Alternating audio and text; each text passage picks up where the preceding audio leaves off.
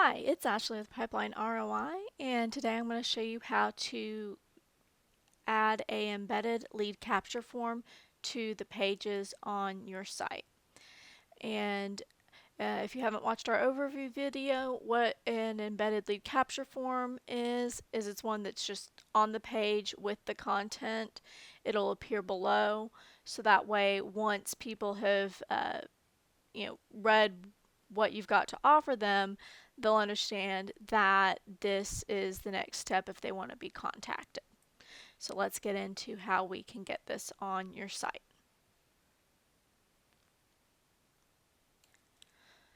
When you start, most of your content pages, including the provided ones that we do, may or may not have a form already at the bottom of them, so you'll see something that'll look like this.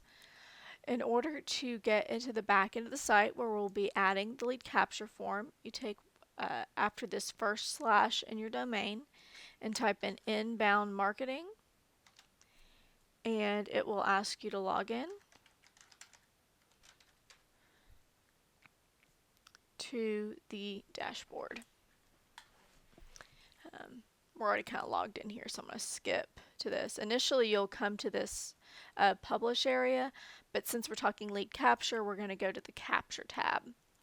From there, we're going to go to website lead form, and this is going to take us to our lead capture settings.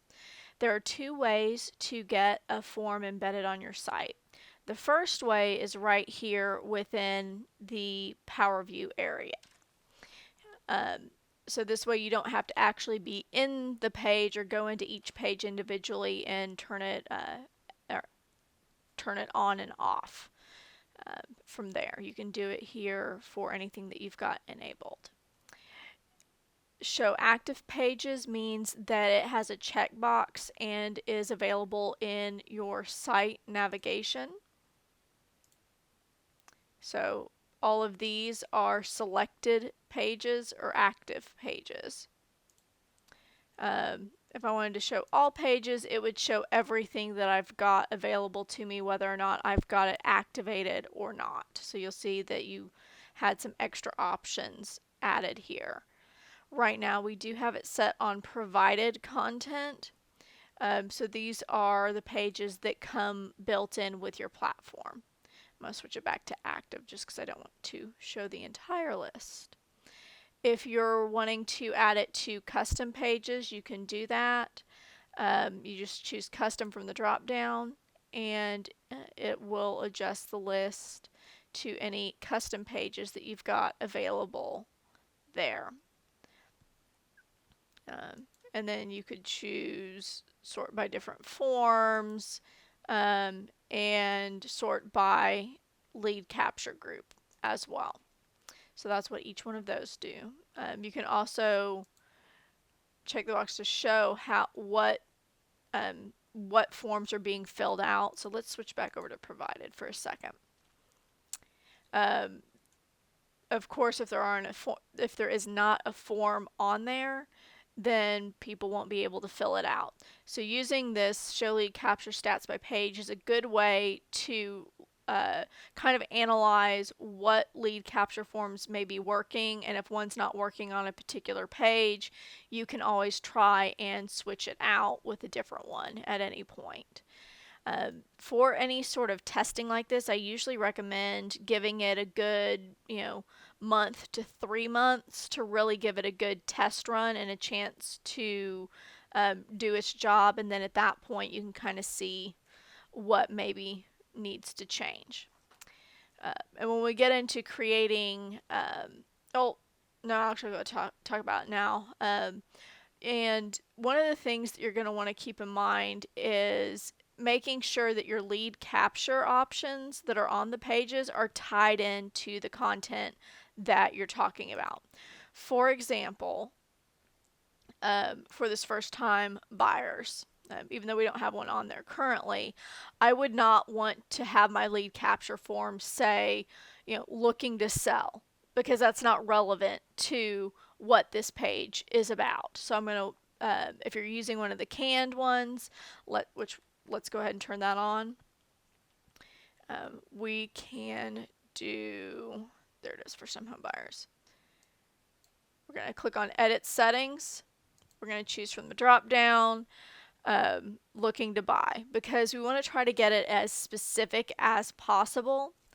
And the ones that come with the platform are going to be looking to sell, looking to buy, home status report, got a question. On the mortgage sites, there are a couple more canned options. But what you and then these are the custom ones that we set up, and I'll show you how to set those up in a separate video and kind of explain a little bit of the whys. For now, if you don't have lead capture on all of the pages on your site, which, side note, you do not need it on the home page, because the purpose of your home page is for anybody that finds your site through, say, seeing your site's name on a yard sign or in a flyer, is for them to come to your home page and then immediately leave it for some information that's deeper into your site, like a relocation information, because that might be what somebody's after. The idea is to get them into these pages that are in your site, so you don't have to worry about lead capture on the home page, because you want to have it on all of your sub pages.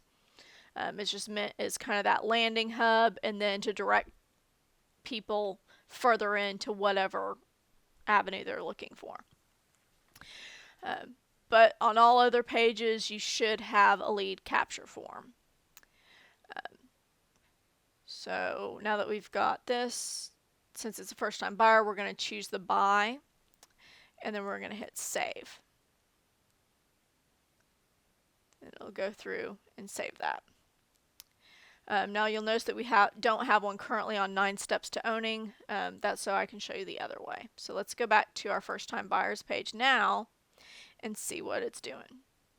Okay, and you'll see that now there's a nifty little form here that if somebody has read this and decided that, yeah, I am ready to buy a house or ready to buy a first home, they can fill this information out. When these are being filled out, anything that has the asterisk by it are required, so someone doesn't have to fill out all of this information. They can just give you a name and email and then hit submit, and it'll be fine. For my taste, though, this form is a little bit long, just because shorter forms tend to be filled out more often. Think about how much you guys love your paperwork. Are you going to want to fill out really long forms on a site? Probably not. So this is enough to at least get something on there, but really it's best for you to go in and create your own as well. Mainly because people that create their own see about 45 leads on average, based on the numbers that we pulled from January 1st, 2016 to April. Sorry, it's almost August. I keep wanting to say that. April 2016 of people that had created custom lead capture form versus those that hadn't, saw 45 leads and got 9 times more leads than people using canned forms alone. So that's just something to keep in mind. And like I said, we'll go into how to create in a different video. This is more how to at least get them on your site to begin with, and then you can kind of, as you're able, go in and replace them with custom ones that tie very specifically into whatever that page is about, which is your ultimate goal, in my opinion. Okay, so we've got that on there. So for method number 2, let's close back out of this. Let's say you're in the page already editing it. You may have noticed, so we're looking for, I think it was 9 steps to owning is the one I turned it off on. So you're going to be looking for this section down here. And you just check the lead capture box, and you'll see that the customize button comes up here. And then this is where you can pick which form shows up. And again, the more specific you can make it, even if you're using just our canned versus going in and actually creating your own, the better. Again, it's being specific in the calls to action. Um, I I know that through my own research and things like that, just generally speaking, the lead capture forms that are the least likely to get filled out is the wonderfully generic got a question form. So making it specific is your best bet. So we're going to change this to looking to buy. You can even set out how it will automatically respond if somebody fills out the form.